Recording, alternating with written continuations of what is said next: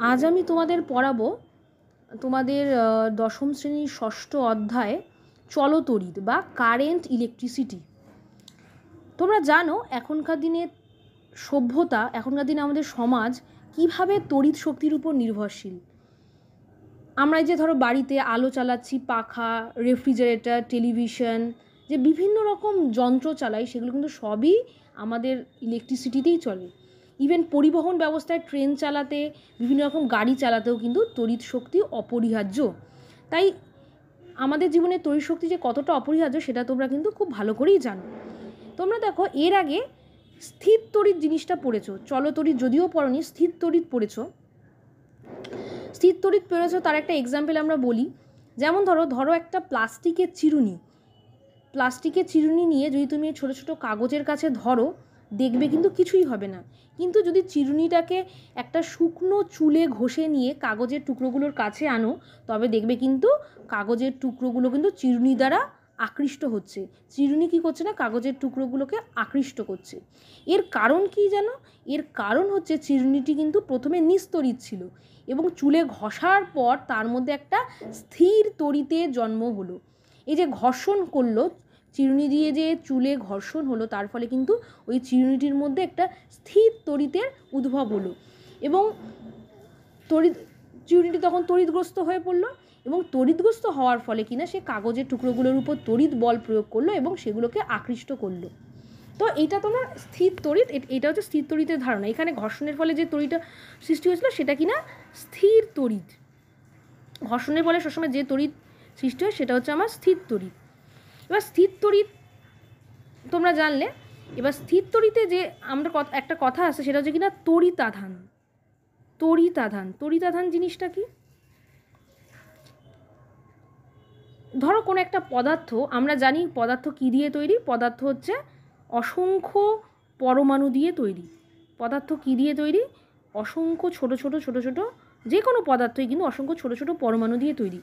এবং আমরা জানি পরমাণু কি হয়, পরমাণু কিন্তু সবসময় নিস্তড়িৎ হয়। পরমাণু কিন্তু নিস্তড়িৎ হয়। তার কারণ কি? একটা পরমাণুর মধ্যে যতগুলো ইলেকট্রন থাকে কিন্তু ঠিক তত সংখ্যকই প্রোটন থাকে।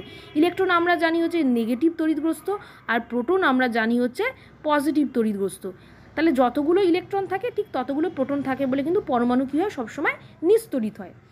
এবার দেখো, আমি বলেছিলাম যে স্থির তড়িৎ সৃষ্টি হয়েছিল। স্থির তড়িৎ সৃষ্টি বা যে কোনো ধরনের কেন হয়, তার কারণ তড়িতাদানের উদ্ভব হয়। প্রথমে দেখো পরমাণুটা কী ছিল? নিস্তড়িৎ ছিল, যতগুলো ইলেকট্রন ততগুলো প্রোটন। এবার যদি কোনো এমন অবস্থার সৃষ্টি করা যায়, সেটা ঘর্ষণের ফলে হোক বা অন্য কোনোভাবে, যদি এমন হয় যে কোনো কারণে পরমাণু থেকে ইলেকট্রন বেরিয়ে গেল, যদি ইলেকট্রনটা মাইনাস হয়ে যায়, যদি ইলেকট্রনটা বেরিয়ে যায়, তাহলে কী হবে? সেক্ষেত্রে ইলেকট্রনের সংখ্যা কমে যাবে, আর কী হবে? প্রোটনের সংখ্যাটা কী হবে? তখন বেশি হবে। যেহেতু প্রোটনটা পজিটিভ তড়িৎগ্রস্ত, তখন সেই পদার্থটা কী হবে? পজিটিভ তড়িৎগ্রস্ত হবে। অর্থাৎ ওই পদার্থের মধ্যে কী হবে না? পজিটিভ তড়িতাধান জমা হবে। সিমিলারলি যদি এমন হয় কোনো পদার্থতে নতুন কোনো ইলেকট্রন অ্যাড হয়, তাহলে সেই ক্ষেত্রে কী হবে? সেই পরমাণুতে ইলেকট্রনের সংখ্যা কিন্তু প্রোটনের থেকে বেশি হবে। তখন সেই পদার্থটা, যেহেতু ইলেকট্রনের সংখ্যা বেশি, পরমাণুতে নতুন ইলেকট্রন যোগ হলে তাহলে পরমাণুটি তখন হচ্ছে নেগেটিভ তড়িৎগ্রস্ত হবে। অর্থাৎ ওই পরমাণুর মধ্যে কী জমা হবে? নেগেটিভ তড়িতাধান কিন্তু জমা হবে। আমরা একটা উদাহরণ দিয়ে বলতে পারি। ধরো একটা গ্লাস রড বা একটা কাঁচ দণ্ডকে যদি আমি কি বললাম, একটা গ্লাস রডকে যদি আমি একটা সিল্কের উপর ঘষি বা একটা রেশমের উপর ঘষি, যদি একটা কাঁচদণ্ড দিয়ে একটা রেশমের উপর ঘষি, তাহলে কি হবে না, ঘর্ষণের ফলে এই যে ধরো এটা কাঁচ থেকে কিছু ইলেকট্রন কিন্তু এইখানে চলে যাবে, রেশমে চলে যাবে। তার ফলে কাঁচটা কী হবে? পজিটিভ তড়িতাধান তৈরি হবে, আর যে সিলটা সেখানে কী হবে? নেগেটিভ তড়িতাধান কিন্তু জমা হবে। তার মানে আমরা দেখলাম এখান থেকে যে তড়িতাধান, যে ব্যাপারটা দেখলাম, তড়িতাধান দু রকমের হয়, একটা পজিটিভ তড়িতাধান, একটা নেগেটিভ তড়িতাধান। তাহলে তড়িতাধানে কিন্তু এখানে মেনলি সৃষ্টি হচ্ছে কিন্তু ইলেকট্রন কখনো বেরিয়ে যাওয়ার জন্য পজিটিভ তড়িতাধানের সৃষ্টি হচ্ছে, আবার ইলেকট্রন যোগ হওয়ার জন্য কিন্তু নেগেটিভ তড়িতাধানের সৃষ্টি হচ্ছে। তাহলে আমাদের তড়িতাধান দু প্রকার, একটা ধনাত্মক মানে পজিটিভ, একটা হচ্ছে ঋণাত্মক তড়িতাধান। এবার এই তড়িতাধান সম্পর্কিত এবার তড়িতাধানের আরেকটা জিনিস বলে রাখি যে পজিটিভ তড়িতাধান, ধরো দুটো পজিটিভ তড়িতাধান, কী হবে, দুটো যদি পজিটিভ তড়িতাধান হয় তাদের মধ্যে কিন্তু সবসময়, বা দুটো ধরো নেগেটিভ তড়িতাধান হলো, তাদের মধ্যে কিন্তু সবসময় যেটা কাজ করবে সেটা হচ্ছে বিকর্ষণ কাজ করবে। কী বল কাজ করবে? বিকর্ষণ বল। যদি সমজাতীয় তড়িতাধান হয়, দুটো নেগেটিভ যদি তড়িতাধান হয় তাহলে তাদের মধ্যে বিকর্ষণ বল কাজ করবে। সিমিলারলি যদি দুটো পজিটিভ তড়িতাধানকে আমরা কাছাকাছি নিয়ে আসি তাদের মধ্যে কিন্তু বিকর্ষণ বল কাজ করবে। কিন্তু যদি এমন হয় ধরো একটা পজিটিভ তড়িতাধান আর একটা নেগেটিভ তড়িতাধান আমরা নিয়ে আসি, তাহলে কিন্তু তাদের মধ্যে কিন্তু সবসময় কী কাজ করবে? সবসময় আকর্ষণ বল কাজ করবে। তারা দুটো তড়িতাধান কিন্তু পরস্পরকে আকর্ষণ করবে, অনেকটা চুম্বকের মতো।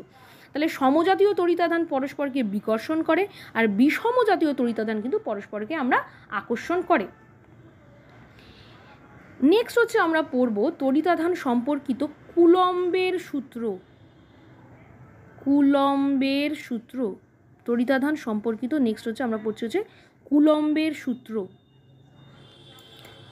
এই সূত্রটা তোমরা আগে পড়ে এসছো, তাও আরেকবার বলে দিই। কুলম্বের সূত্র কি? দুটো স্থির বিন্দু তড়িতাধানের মধ্যে আকর্ষণ বা বিকর্ষণ বল আধান দুটি পরিমাণের গুণফলের সমানুপাতিক এবং আধান দুটির মাঝে দূরত্বের বর্গের ব্যস্তানুপাতিক, এবং এই বল আধান দুটির সংযোজক রেখা বরাবর ক্রিয়া করে এবং এর মান নির্ভর করে পারিপার্শ্বিক যে মাধ্যম তার উপর নির্ভর করে। তাহলে কুলম্বের সূত্র কি বলছে? ধরো দুটো তড়িতাধান, একটা হচ্ছে ধরো আমি ধরে নিচ্ছি Q1 তড়িতাধান, আরেকটা ধরে নিতে হবে Q2। সেটা আমি বলছি না সেটা নেগেটিভ বা পজিটিভ বলছি না। যদি সমজাতীয় হয় তাদের মধ্যে আকর্ষণ বল না বিকর্ষণ বল কাজ করবে, আর যদি বিষমজাতীয় হয় দুটো তাদের মধ্যে আকর্ষণ বল কাজ করবে। শুধু আমি ধরে নিচ্ছি দুটো তড়িতাধান, একটা দুটো বিন্দু স্থিত, একটা Q1 আর একটা হচ্ছে Q2, দুটো বিন্দু তড়িতাধান ধরে নিলাম। এবং ধরো তারা পরস্পর থেকে রয়েছে হচ্ছে আর দূরত্বে রয়েছে, দুটো স্থির বিন্দু তড়িতাধান পরস্পর থেকে আর দূরত্বে রয়েছে, এবং তাহলে এদের মধ্যে একটা বল ক্রিয়া করবে, সেটা আকর্ষণ বল হতে পারে, বিকর্ষণ বলও হতে পারে। আকর্ষণ বল হবে যখন দুটো বিষম তড়িতাধান হবে, বিকর্ষণ বল হবে যখন তাদের মধ্যে সমজাতীয় তড়িতাধান হবে। যাই হোক, যে ক্রিয়াশীল বল দুটো বিন্দু তড়িতাধান যদি আর দূরত্ব থাকে তাহলে তাদের মধ্যে একটা বল ক্রিয়া করবে। সেই বলটা হচ্ছে কার সাথে সমানুপাতিক? একটা হচ্ছে আধান দুটোর গুণফলের সমানুপাতিক, যেমন Q1 আর Q2 দুটো তড়িতাধান তার গুণফলের সমানুপাতিক। আরেকটা হচ্ছে তড়িতাধান দুটোর মধ্যে দূরত্বের যে দূরত্ব তারা ছিল আর দূরত্বে রয়েছে, দূরত্বের বর্গের ব্যস্তানুপাতিক। যখন তাহলে দূরত্বের বর্গের কিন্তু ব্যস্তানুপাতিক। এটা হচ্ছে কুলম্বের সূত্র। এবং এই বল কিন্তু দেখো তড়িৎ বল যে কাজ করছে সেটা কিন্তু সংযোজক সরলরেখা বরাবরই কাজ করছে। তাহলে আমি দুটো সূত্রকে যদি কম্বাইন করি একসাথে তাহলে দাঁড়াচ্ছে যে F proportional to Q1 Q2, এটা কিন্তু গুণফল ডিভাইডেড বাই R²। তার মানে আধান দুটোর গুণফলের সমানুপাতিক এবং তাদের দূরত্বের বর্গের ব্যস্তানুপাতিক। এবার সিমিলারলি দেখো আমি এটাকে F যখন প্রপোর্শনাল সাইনটা করবো তখন F ইকুয়াল টু ধরবো, তখন একটা আমাকে ধ্রুবক আনতে হবে। ধ্রুবকটা হচ্ছে K ধরলাম, K একটা ধ্রুবক নিয়ে আসলাম Q1 Q2 বাই R², যেখানে K হচ্ছে একটা সমানুপাতিক ধ্রুবক এবং এর মান নির্ভর করছে পারিপার্শ্বিক কোন মাধ্যমে নিয়েছো, তুমি শূন্য মাধ্যমে নিয়েছো না বায়ু মাধ্যমে নিয়েছো তার উপর কিন্তু নির্ভর করছে। যখন আমি দেখো F proportional to Q1 Q2 ধরবো তখন হচ্ছে R ধ্রুবক থাকবে, R থাকবে কনস্ট্যান্ট। আর যখন আমি F inversely proportional to 1/R² তখন আমি ধরে নিয়েছি Q1 Q2 কিন্তু ধ্রুবক কনস্ট্যান্ট রয়েছে। তাহলে যাই হোক, এইটা গেল কিন্তু টোটাল আমার সূত্র, কুলম্বের সূত্র। এটা হলো আমাদের কুলম্বের সূত্র। এবং এই কের মান আমরা জানবো দুটো পদ্ধতিতে জানবো, একটা CGS পদ্ধতিতে জানবো, একটা হচ্ছে SI পদ্ধতিতে জানবো। SI পদ্ধতিতে বলছে আমার, SI পদ্ধতিতে যখন আমরা F ধরবো, F সমান সমান কের জায়গায় আমি লিখবো হচ্ছে 1/4 πε0, এটাকে বলে ε0 Q1 Q2 বাই R²। এখানে হচ্ছে আমার যেটা কথা হচ্ছে যে এপসাইলেনটা কি, যে ε0 লিখেছি এটা হচ্ছে কিনা হচ্ছে এটা একটা কনস্ট্যান্ট, এটাকে আমরা বলতে পারি বায়ু বা শূন্য মাধ্যমে তড়িৎ ভেদ্যতা। বায়ু, এটার নাম হচ্ছে বায়ু বা শূন্য মাধ্যমে কিনা তড়িৎ ভেদ্যতা, এটা একটা কনস্ট্যান্ট, এটাকে বলবো আমরা তড়িৎ ভেদ্যতা। তাহলে এটা মাধ্যমের উপর নির্ভর করবে এপসাইলেনটা। এবং এই 1/4 πε0 এর পুরো একটা মান আছে, এই পুরো মানটা হচ্ছে 9 × 10⁹ নিউটন মিটার স্কোয়ার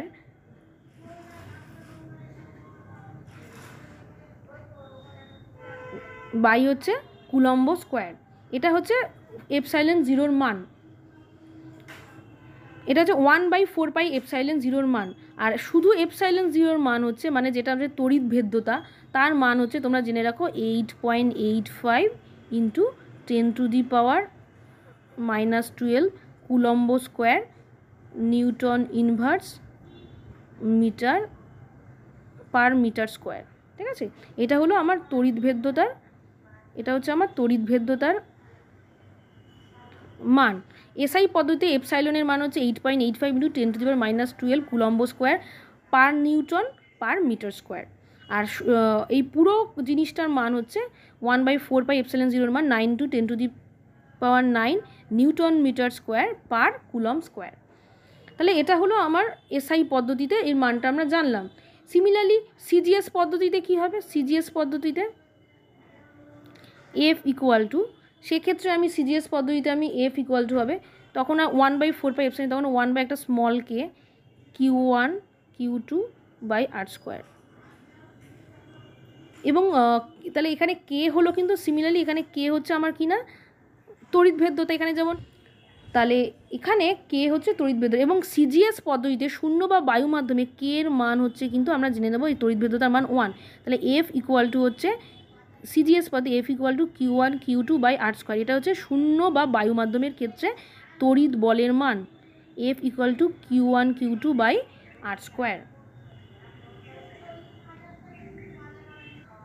এবার দেখো, তাহলে আমরা কুলম্বের সূত্র পড়ে গেলাম। তাহলে এবার আমরা পড়বো হচ্ছে আধানের একক।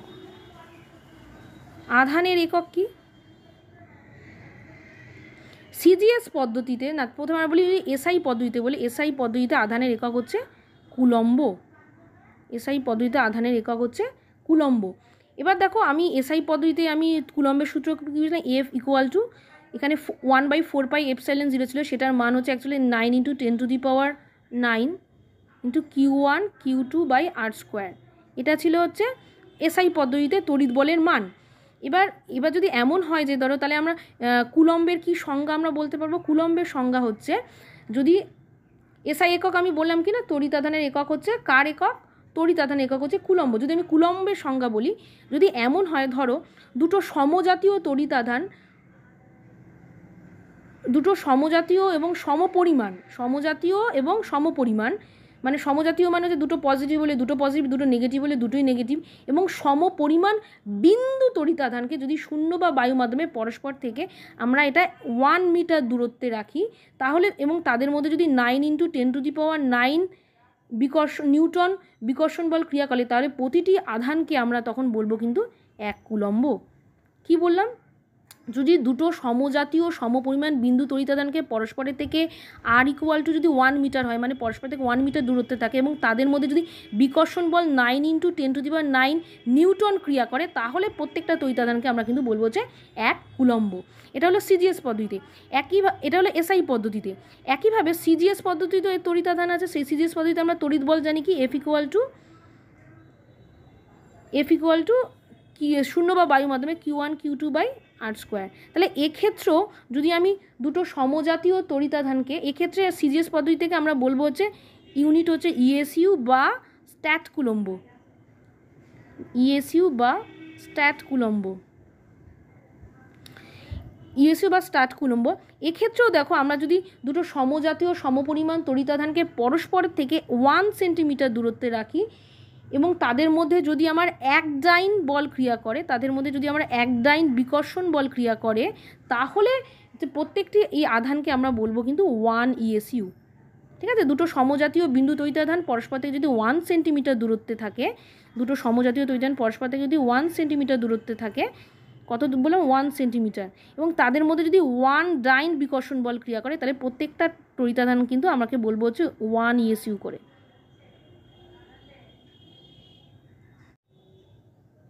এবার আমরা পড়বো হচ্ছে একটা নতুন জিনিস, সেটা হচ্ছে তড়িৎ বিভব এবং বিভব পার্থক্য। সেটা কি জিনিস? ধরো একটা তড়িৎ আধান, সেটা পজিটিভ হোক বা নেগেটিভ তড়িৎ আধান, ধরো একটা তড়িৎ আধান পজিটিভ তড়িৎ আধান রয়েছে বা একাধিক পজিটিভ তড়িৎ আধান রয়েছে।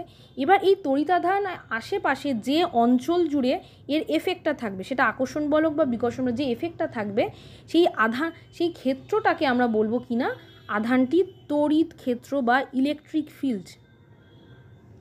তড়িৎ ক্ষেত্র বা ইলেকট্রিক ফিল্ড। একটা আধানের বা যে কোনো তড়িৎ আধানের চারপাশে যে অঞ্চল জুড়ে আমরা একটা প্রভাব পাবো, সে পজিটিভ বা নেগেটিভ যাই হোক প্রভাব পাবো, তার যে অঞ্চলটা সেটাকে আমরা বলবো না তড়িৎ ক্ষেত্র। এবার যদি তড়িৎ ক্ষেত্রে কোনো একটা, ধরো এটা একটা তড়িৎ ক্ষেত্র, তার মধ্যে এটা তড়িৎ ক্ষেত্র, তার মধ্যে যদি কোনো একটা আধানকে রাখো, সেটা ধরো পজিটিভ আধান বা যে কোনো একটা আধান, ধনাত্মক তড়িৎ আধান রাখো বা যে আধানই রাখো, সেক্ষেত্রে কী হবে না, একটা তড়িৎ বল ক্রিয়া করবে। কারণ অলরেডি এটা একটা তড়িৎ ক্ষেত্র। ধরো এটা একটা তড়িৎ ক্ষেত্র, এখানে যদি আমরা নতুন করে আবার যদি নতুন একটা তড়িৎ আধান রাখি, তাহলে কী হবে, একটা কি অনুভব হবে, তড়িৎ বল অনুভব হবে। তাহলে তড়িৎ ক্ষেত্রে যদি আমরা কোনো তড়িৎ আধান রাখি, তাহলে সেখানে একটা তড়িৎ বল অনুভব হবে। তার কারণ কি, মানে বুঝতে পারছো, অলরেডি ধরো একটা পজিটিভ আধানগ্রস্ত একটা তড়িৎ ক্ষেত্র ছিল, সেখানে যদি নতুন করে একটা পজিটিভ আধান তুমি অ্যাড করতে চাও, তাহলে একটা নিশ্চয়ই বিকর্ষণ বল কাজ হবে। বা যদি তুমি একটা নেগেটিভ তড়িৎ আধান এখানে অ্যাড করতে চাও, তাহলে সেক্ষেত্রে একটা আকর্ষণ বল অনুভব হবে। তাহলে সেক্ষেত্রে দেখো, তাহলে যদি এমন হয় যে ধরো এটা একটা তড়িৎ ক্ষেত্র, এটা একটা ইলেকট্রিক্যাল ফিল্ড বা তড়িৎ ক্ষেত্র। এবার এই তড়িৎ ক্ষেত্রকে আমি অসীম দূরত্ব থেকে একটা পজিটিভ তড়িতাধান রাখবো। অসীম দূরত্ব থেকে যদি আমি একটা পজিটিভ তড়িতাধানকে রাখতে চাই, তাহলে তড়িৎ ক্ষেত্রে ধরো এই পয়েন্টে আনতে চাই, ধরো তড়িৎ ক্ষেত্রের কোনো একটা বিন্দুতে আনতে চাই, তাহলে এখানে একটা কী হবে বলো, একটা তড়িৎ বল কাজ করবে। সেই তড়িৎ বলের বিরুদ্ধে আমাকে যে কাজ করতে হবে, যে কার্য হবে, সেইটাকে বলবো কিন্তু ওই বিন্দুর তড়িৎ বিভব। তড়িৎ বিভব বা ইলেকট্রিক পোটেনশিয়াল। তড়িৎ বিভব বা ইলেকট্রিক পোটেনশিয়াল। ইলেকট্রিক পোটেনশিয়াল কি বললাম না, অসীম দূরত্ব থেকে একক ধনাত্মক আধানকে, এটা কি বললাম, একক ধনাত্মক আধান, মানে সেটা যে 1 কুলম্ব ধরো তড়িৎ আধান হতে পারে। একক তড়িৎ আধানকে তড়িৎ ক্ষেত্রের কোনো বিন্দুতে আনতে আমাকে তড়িৎ বলের বিরুদ্ধে যে কাজ করতে হবে, সেই কাজটাকেই বলবো কিন্তু ওই বিন্দুর তড়িৎ বিভব। তাহলে তড়িৎ বিভব মানে কিন্তু এটা একটা কার্য করতে হবে। কিসের জন্য কার্য করতে হবে, অসীম দূরত্ব থেকে একটা একক ধনাত্মক আধানকে তড়িৎ ক্ষেত্রের কোনো বিন্দুতে আনতে আমাকে যে কার্য করতে হবে, সেটাই কিন্তু আমার তড়িৎ বিভব। এবং তড়িৎ বিভবের একক হচ্ছে এসআই একক হচ্ছে, তড়িৎ বিভবের এসআই একক হচ্ছে কিনা হচ্ছে 1 ভোল্ট। তড়িৎ বিভবের এসআই একক হচ্ছে ভোল্ট। তড়িৎ বিভবের এসআই একক হচ্ছে আমার ভোল্ট।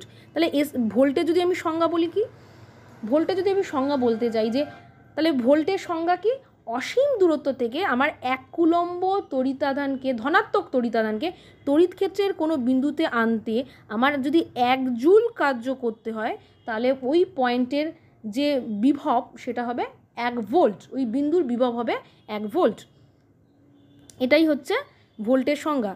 অসীম দূরত্ব থেকে 1 কুলম্ব ধনাত্মক আধানকে তড়িৎ ক্ষেত্রের কোনো বিন্দুতে আনতে যদি আমার 1 জুল কার্য করতে হয়, তাহলে সেটাকেই কিন্তু আমরা তাহলে তড়িৎ ক্ষেত্রের ওই পয়েন্টের যে তড়িৎ বিভব সেটা হবে কিনা 1 ভোল্ট। এটা হলো আমার ভোল্টের সংজ্ঞা। তাহলে এইভাবে আমরা তড়িৎ বিভবটা জানলাম। এবং তাহলে এবার নেক্সট হচ্ছে আমরা জানবো তাহলে বিভব পার্থক্যটা কি। বিভব পার্থক্যটা হচ্ছে, এটা একটা তড়িৎ ক্ষেত্র। তড়িৎ ক্ষেত্রের মধ্যে দুটো পয়েন্ট আছে, বা ধরো একটা পরিবাহী মানে ধরো একটা তার। যদি ধরো দুটো বিন্দুর মধ্যে, ধরো এই যে দুটো পয়েন্টের মধ্যে ধরো একক তড়িতাধানকে নিয়ে যেতে আমাকে যে কাজ করতে হবে, সেটাই কিন্তু হচ্ছে ওই দুটো বিন্দুর বিভব পার্থক্য। ওই দুটো বিন্দুর হচ্ছে কিনা যে বিভব পার্থক্য বা পোটেনশিয়াল ডিফারেন্স। তাহলে পোটেনশিয়াল ডিফারেন্স কি বললাম, তড়িৎ ক্ষেত্রের দুটো বিন্দুর যদি থাকে, তাহলে একটা বিন্দু থেকে অন্য বিন্দুতে তড়িতাধানকে একক তড়িতাধানকে নিয়ে যেতে যে পরিমাণ আমাকে কাজ করতে হবে, এটাও কিন্তু কার্য, যে পরিমাণ কাজ করতে হবে সেটাই হচ্ছে বিভব পার্থক্য। তড়িৎ বিভবের ক্ষেত্রে কী ছিল, আমরা যে একক তড়িতাধানকে অসীম দূরত্ব থেকে নিয়ে আসছিলাম। আর বিভব পার্থক্যের ক্ষেত্রে কিনা তড়িৎ ক্ষেত্রের মধ্যে দুটো বিন্দুর মধ্যেই কিন্তু এক বিন্দু থেকে অন্য বিন্দুতে একক ধনাত্মক তড়িতাধানকে নিয়ে যেতে আমরা যে কার্য করব, সেটাই কিন্তু বিভব পার্থক্য। বিভব পার্থক্যের এককও কিন্তু একইভাবে কিন্তু ভোল্ট, যেটা এটা কার্য, তাই বিভব পার্থক্যের এককও কিন্তু ভোল্ট। তাই যদি আমি ভোল্টের সংখ্যা বলি, এক্ষেত্রেও যদি আমি 1 ভোল্ট বিভব পার্থক্য বলতে কি বুঝবো, 1 ভোল্ট বিভব পার্থক্য বলতে বুঝবো যে তড়িৎ ক্ষেত্রের দুটো বিন্দুর মধ্যে অথবা পরিবাহী দুটো বিন্দুর মধ্যে 1 কুলম্ব তড়িতাধানকে, ধনাত্মক আধানকে নিয়ে যেতে যদি আমার 1 জুল কার্য করা হয়, তাহলে এই দুটো বিন্দুর বিভব পার্থক্য কিন্তু আমার 1 ভোল্ট। তাহলে 1 ভোল্ট, তাহলে বিভব পার্থক্য বা তড়িৎ বিভবে যদি আমি গাণিতিক রূপ দেখি, ডাব্লু ইকুয়াল টু কিন্তু সবসময় ডাব্লু নয় ভোল্ট, বিভব পার্থক্য, বিভব পার্থক্য আমি ভি দিয়ে ডিনোট করবো, ভি ইকুয়াল টু হচ্ছে ডাব্লু বাই কিউ। ডাব্লু হচ্ছে কার্য আর কিউ হচ্ছে তড়িতাধান। কার্য মানে আমরা জানি হচ্ছে কার্যের ধরো, তাহলে কার্য বাই তড়িতাধান।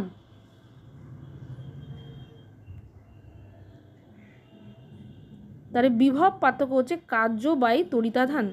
ভি ইকুয়াল টু হচ্ছে ডাব্লু বাই কিউ।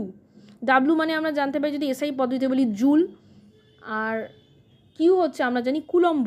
তার মানে ভোল্ট মানে কিন্তু অ্যাকচুয়ালি ভোল্ট হচ্ছে সমান সমান হচ্ছে জুল বাই কুলম্ব। ভোল্ট মানে আমরা বুঝবো কিন্তু জুল বাই কুলম্ব, যেহেতু V equal to W by Q. W হচ্ছে কার্য আর কিউ হচ্ছে তড়িতের পরিমাণ।